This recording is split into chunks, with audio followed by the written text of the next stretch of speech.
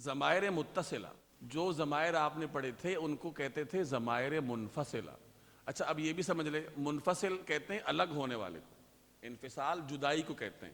وہ ضمیر ہمیشہ الگ ہو کے آئے گی، ہوا رجل، یعنی رجل کے ساتھ مل کے نہیں آئے گی۔ بات سمجھ رہے ہیں نا؟ ہوا رجل، ہوا الگ ہے، رجل الگ ہے۔ ہما رجلان، ہم رجال، تو چونکہ وہ الگ اپنی حیثیت رکھتی ہے اس لیے اس کو منفصل کہتے ہیں۔ آج جو ہم ضمائر پڑھیں گے وہ الگ کبھی نہیں آتے، وہ ہمیشہ لفظ کے ساتھ مل کے آتے ہیں۔ اس کو تھوڑی مزید وضاحت سے سمجھ لیں۔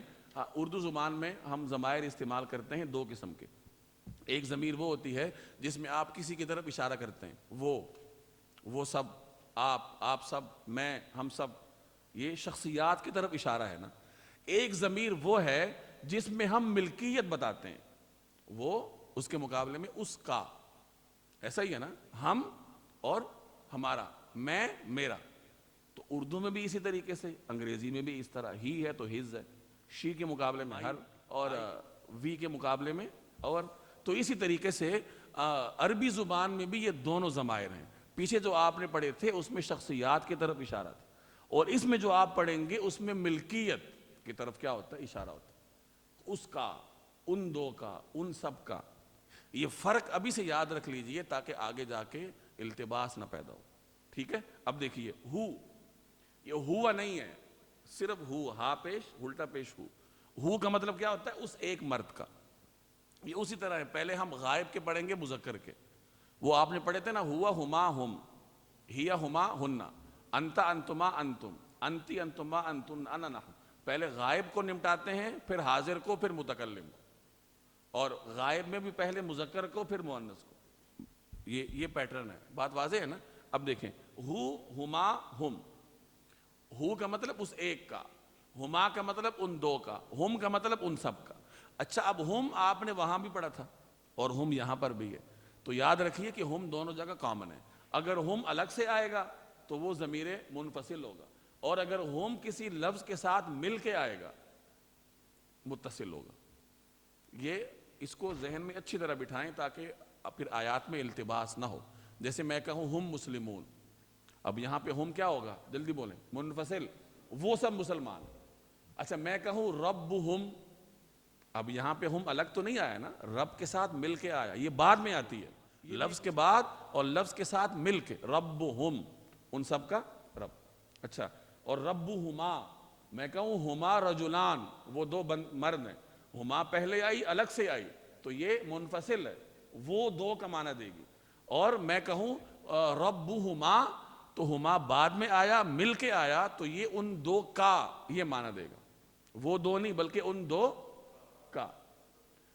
اچھی طرح سمجھ لیں تاکہ پھر یہ ضمائر میں التباس ہوتا ہے۔ اور ہما ہم، اس ایک کا، ان دو کا، اور ان سب کا۔ آگے ہا کا مطلب اس ایک عورت کا، ہما ان دو عورتوں کا، ہننا ان سب عورتوں کا۔ اب یہاں بھی وہی فرق ہے جو ہما اور ہم میں تھا۔ اگر میں کہوں ہن مسلمات، تو یہاں پہ ہن بطور ضمیر منفصل کے ہے، وہ سب مسلمان خواتین ہیں۔ اور میں کہوں رب ہن، تو اب یہاں ہن بعد میں آیا، مل کے آیا، تو یہ ضمیر متصل ہے، وہ سب عورتیں نہیں اس کا مطلب، بلکہ ان سب عورتوں کا، ٹھیک ہے؟ تو ہن ان سب عورتوں کا۔ اب دوسری طرف آئیں، یہ متکلم کو چھوڑیں، دوسری طرف، کا، کما، کم۔ کا مطلب آپ کا، کما کا مطلب آپ دو کا، کم کا مطلب آپ سب کا۔ اب کا کے نیچے زیر لگا دیں، کی، کما، کننا۔ کی کا مطلب آپ ایک عورت کا، کما کا مطلب آپ دو عورتوں کا، کننا کا مطلب آپ سب عورتوں کا، ٹھیک ہے؟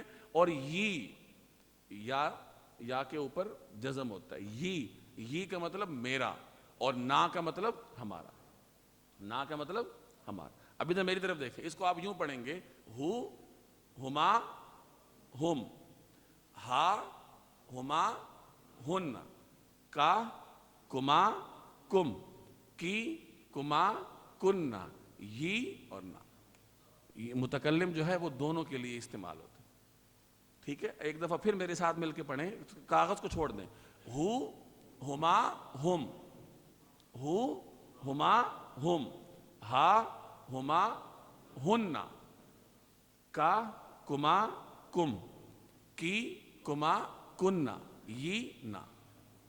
ایک دفعہ پھر پڑھ لیں.